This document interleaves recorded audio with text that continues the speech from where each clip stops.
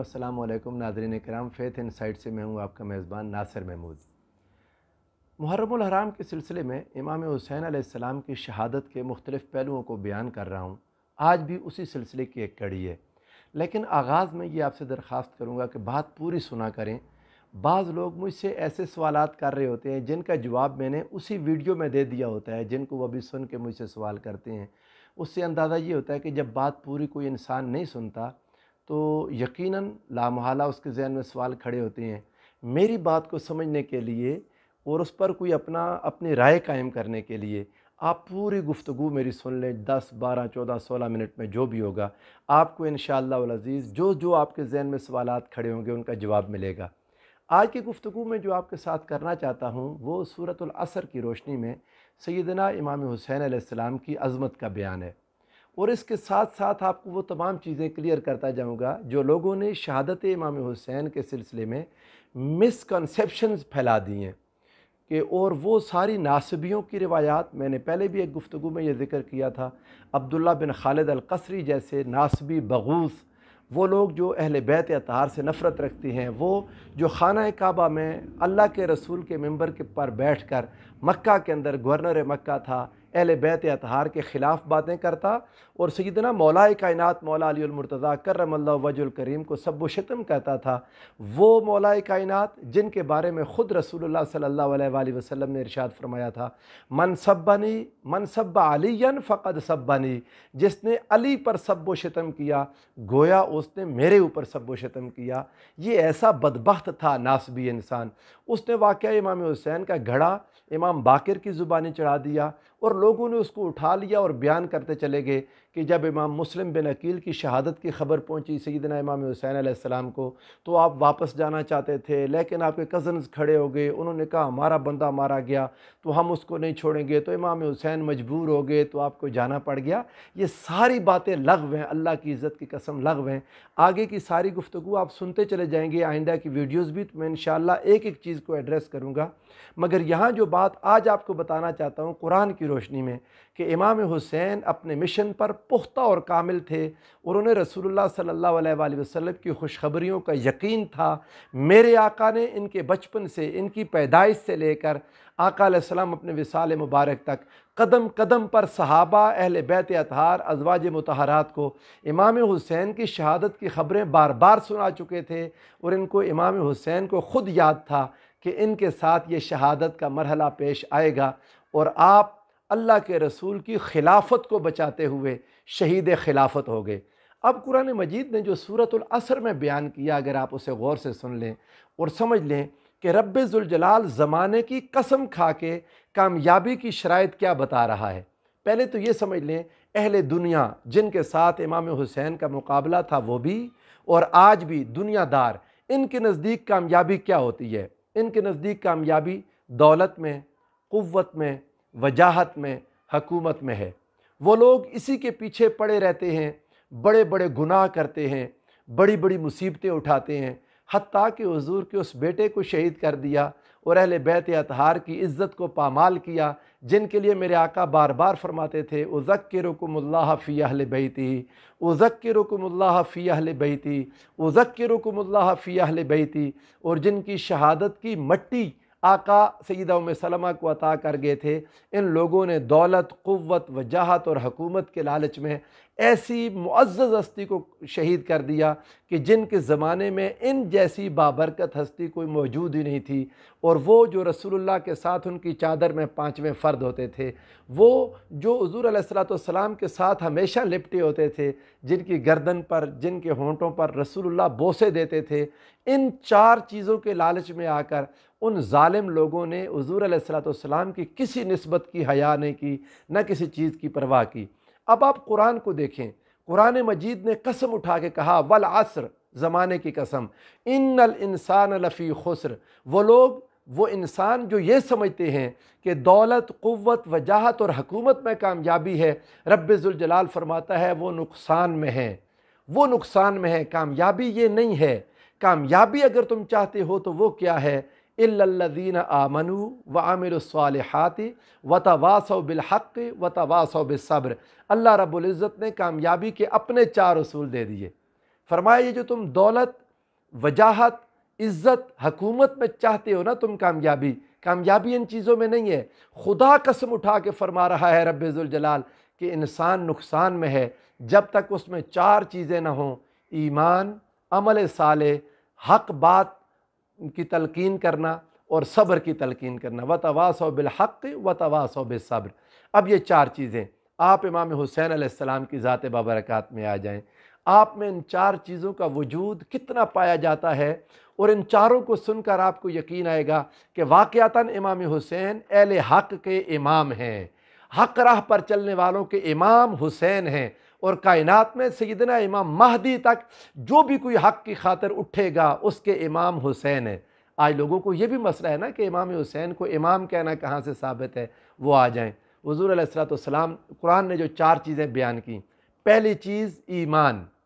اب جب حسین میں ایمان دیکھنا ہو تو وہ جس نے کل ایمان سیدنا مولا کائنات اور سیدہ فاطمہ کے گھر میں جنم لیا ہو، جو رسول اللہ صلی اللہ علیہ وآلہ وسلم کی جس کو گھٹی ملی ہو، جس کے کان میں رسول اللہ صلی اللہ علیہ وآلہ وسلم نے خود اذان دی ہو، جس کو نبی کریم صلی اللہ علیہ وآلہ وسلم نے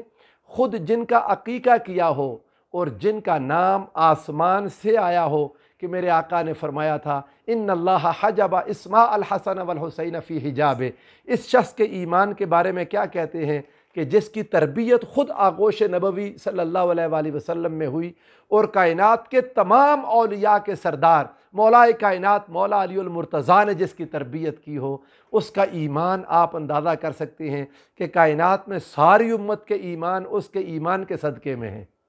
ایسا ایمان رب ذوالجلال نے عطا کیا۔ یہی وجہ ہے کہ میرے آقا نے فرما دیا الحسن والحسین سیدا شباب اہل الجنہ، جنتی نوجوانوں کے سردار ہیں حسن و حسین۔ ایمان اس درجے کا۔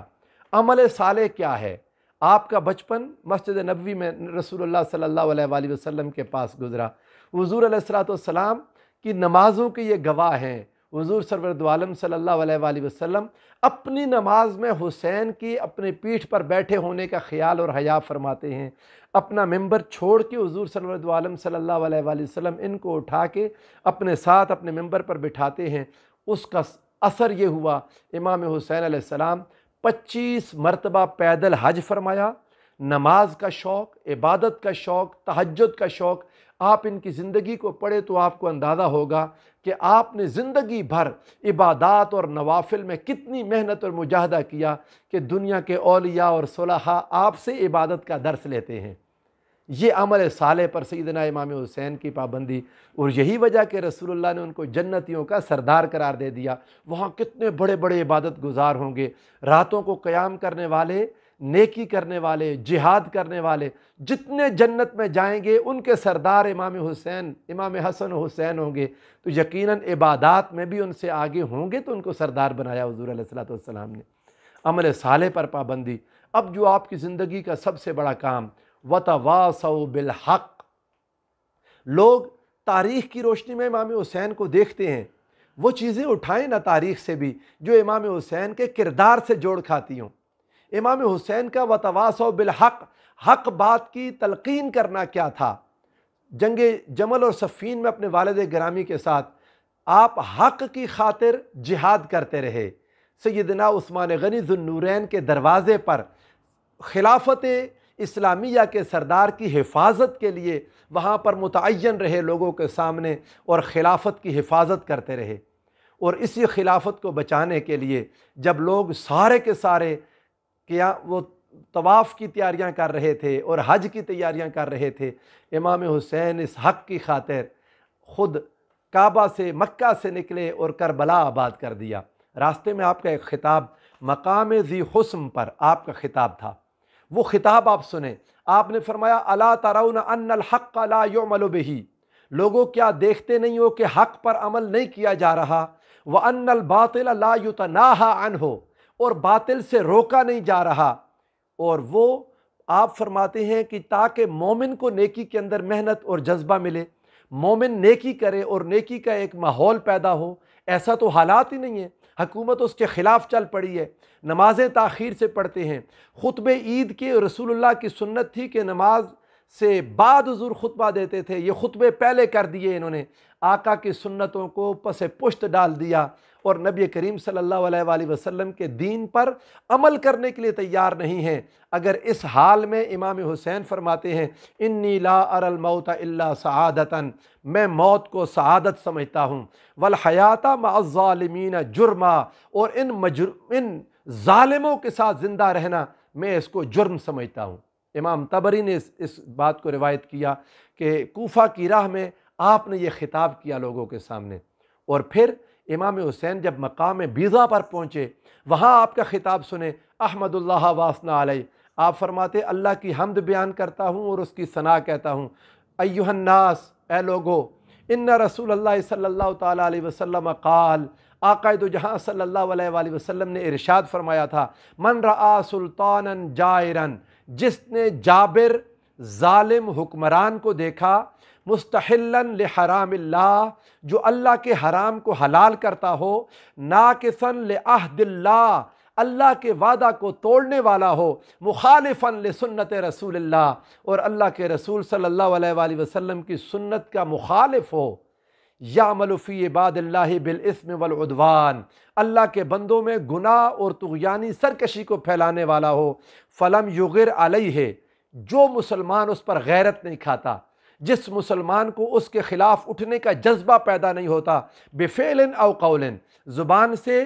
یا اپنے عمل سے، فعل سے یا قول سے،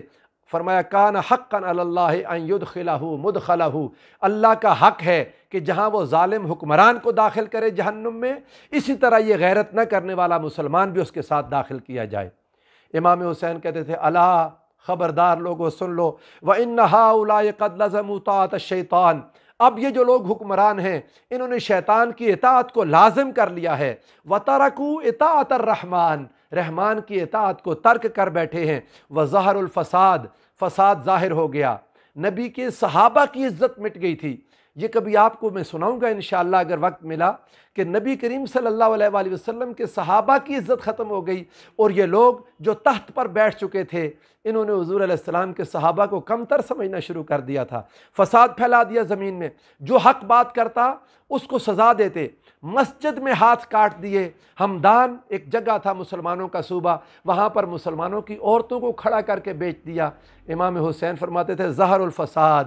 فساد پھیل گیا، وعطل الحدود، اور حدود معطل کر دی ان ظالموں نے، واستأثروا بالفیء، اور مال فے میں اپنے آپ کو ترجیح دینے لگ گئے ہیں، وحلوا حرام اللہ، اللہ کے حرام کو انہوں نے حلال کر دیا ہے، وحرموا حلالہ، اور اللہ کے حرام کو انہوں نے حلال کر دیا۔ اب آپ دیکھیں جب یہ حالات ہوں، امام حسین گھر میں بیٹھ سکتے ہیں؟ امام حسین اب یہ سوال کدھر رہ گیا کہ جب باقی صحابہ نے بیعت کر لی تھی تو امام حسین نے کیوں نہیں کی؟ بار بار کہتا ہوں، باقی صحابہ نے جو بیعت کی انہوں نے رخصت کی راہ پر عمل کیا، ان پر کوئی الزام نہیں ہے، مگر حسین جن کو جرت مصطفیٰ ملی تھی، حضور علیہ السلام نے ان کو اپنی جرت عطا کی تھی، حدیث صحیح ہے، یہ کیسے رک جاتے؟ انہوں نے ان کے جھنڈے پر ایک بات لکھی تھی، باقی کسی بات کو بھی نہیں دیکھتے، امام حسین کے جھنڈے کو دیکھ لیں اور پڑھ لیں، لکھا تھا لو کانت الابدان للموت انشئت، اگر یہ بدن موت کے لیے پیدا کیے گئے نا، یہ بدن اس پر موت تو آنی ہے، ان کانت الابدان للموت انشئت فقتل امرؤ فی سبیل اللہ اولا و افضل، تو پھر انسان کا اللہ کی راہ میں شہید ہو جانا وہ اولا اور افضل ہے، میں ان ظالموں کے ساتھ زندگی نہیں گزاروں گا۔ حسین ایک لمحہ پیچھے نہیں ہٹے، سارے شہداء ایک ایک کر کے حسین نے یوں کتاروں میں رکھ دیے، اور وتواصوا بالصبر، صبر کا عالم کیا تھا، حق کی خاطر سارا قربان کر دیا، لیکن حسین کے قدم نہیں ڈگمگائے۔ صبر حسین سے کون سیکھے گا؟ اپنے گھر والوں کو بار بار یا ایھا الذین آمنوا اصبروا وصابروا ورابطوا تلقین کرتے، اپنی بہن سیدہ زینب کو کہا میری پیاری بہن حلم کا دامن تھامے رکھو، یہ ظالم یہ سمجھتے ہیں کہ یہ ہمیں ڈرا لیں گے، اور جب آپ نے یہ ساری چیزیں اپنی آنکھوں کے سامنے دیکھیں، امام حسین کی آنکھوں سے آنسو نکلتے تھے، مگر آپ کی زبان سے کوئی ایسا لفظ نہیں نکلا جس پر آج تک کوئی گرفت کر سکے۔ آج امام حسین سجدے میں اپنا سر قربان کر دیا۔ جن مولویوں کو آج یہ فکر لگی ہوئی ہے کہ آپ کا وضو تھا یا نہیں تھا، کیا تھا، ارے اللہ کے بندو بدبختو، سمجھنے کی کوشش کرو، جب پانی نہ ہو تو اسلام نے تیمم کی اجازت دی ہے۔ آپ کے وضو ٹوٹتے ہیں، میرے امام کا وضو نہیں ٹوٹا تھا۔ یہ ہے۔ اب آپ امام حسین کو قرآن کے اس پردے میں دیکھیں تو نظر آتا ہے کہ سیدنا امام حسین اللہ کے اس فرمان کی روشنی میں ایمان، عمل صالح، وتواصوا بالحق وتواصوا بالصبر، اس کی روشنی میں امام حسین اس راستے پر چلنے والوں کے امام ہیں۔ اللہ ہم سب کو امام حسین کی راہ پر چلائے اور دنیا اور آخرت میں امام حسین کی غلامی عطا فرمائے۔ والسلام علیکم ورحمۃ اللہ وبرکاتہ۔